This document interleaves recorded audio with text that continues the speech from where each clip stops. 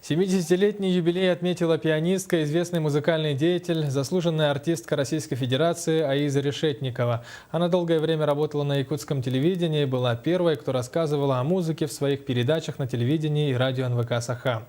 Сюжет нашего корреспондента Саргаланы Захаровой. Соавтор композитора. Так говорят, отмечая высокую ответственность. Аиза Петровна Решетникова родилась накануне победы в Великой Отечественной войне. Ее отец – артист музыкально-драматического театра и первый якутский киноактер Петр Решетников очень хотел, чтобы Аиза стала просветителем своего народа. Вот он мне когда-то наказал: вот ты же учишься в Москве, одна из немногих. Вот в Европе были века просвещения, а ты должна стать просветителем своего народа.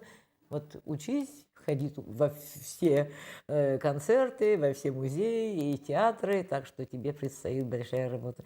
Я, в общем-то, думаю, что могу с чистой совестью сказать, что наказ его я выполняю во всех ипостасях. Долгое время Аиза Петровна работала на НВК «Саха» концертмейстером и создала первые теле- и радиопередачи о музыке и творчестве якутских композиторов. На НВК это было...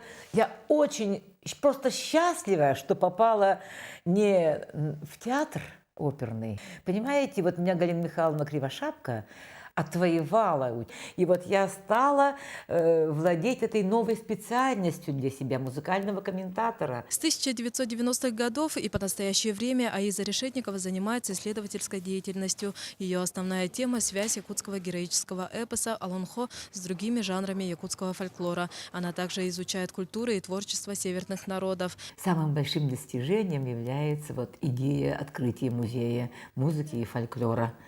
Музеев фольклора нет. Вот попробуйте вот представить себе, как устный памятник, он нематериальный, его нельзя повесить на гвоздь, нельзя как картинку повесить, вот, или поставить куда-то в угол. А вот его представить, вот это очень трудно.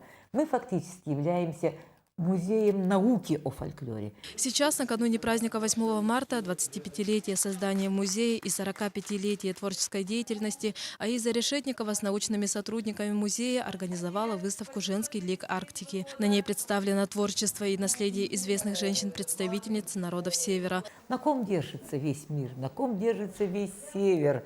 Самая трудная климатическая зона.